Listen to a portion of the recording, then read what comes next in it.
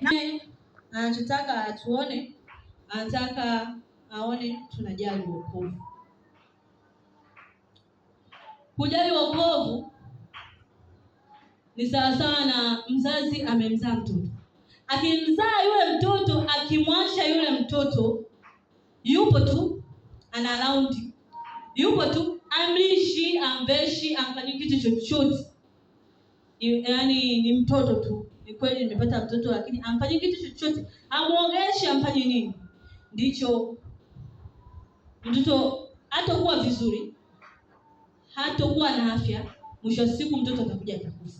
Lakini kujali wokovu, ni kweli tumeokoka, ni kweli tumemkiri Kristo Yesu kuwa Bwana na Mwokozi wa maisha yetu, ni kweli Mungu ametuchagua, lakini Mungu anataka akituona ndani yetu atuone tunajali wokovu.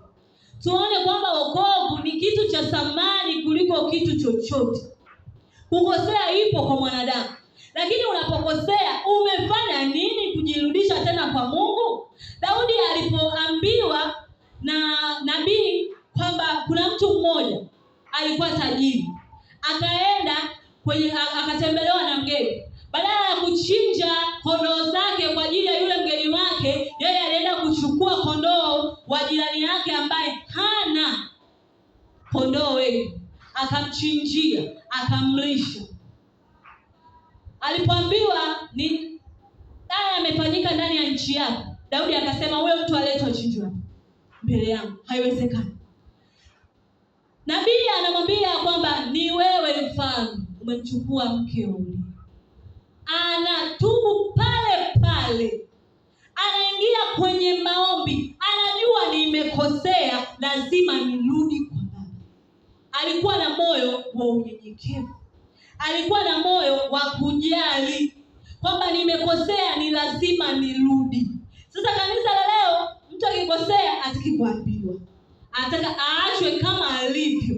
Hatutaweza kujali wokovu na tutaweza kuiona mbingu tusipojali wokovu. Mungu anataka aone tunajali, yaani tuone wokovu ni kitu cha thamani.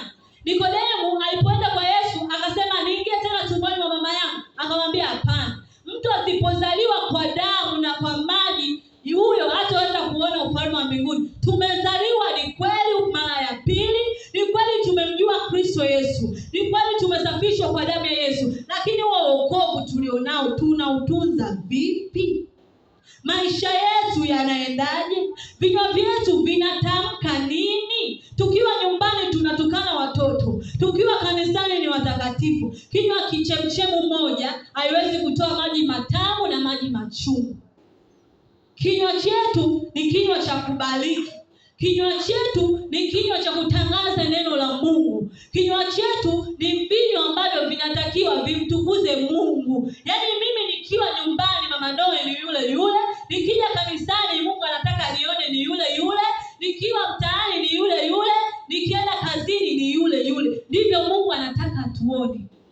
Saa nyingine si lazima ujielezee kwamba nimeokoka, lakini yaani mtu tu anakuona matendo yako, anakuona. Lakini wanashangaa, wanakuja wapendwa nyumbani kwako, anasema huyu ameokoka, kumbe huyu mwenzewe.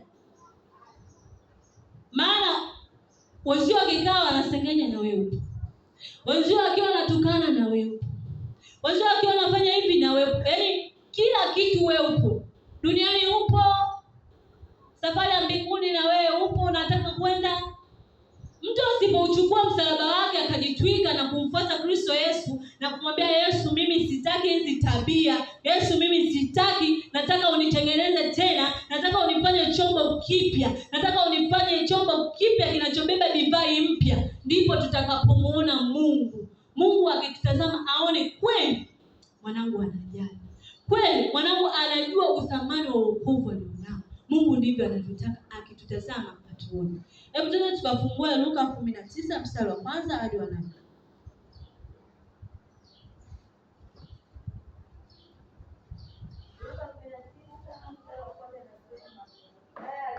Yesu aliposema anaingia nyumbani kwake,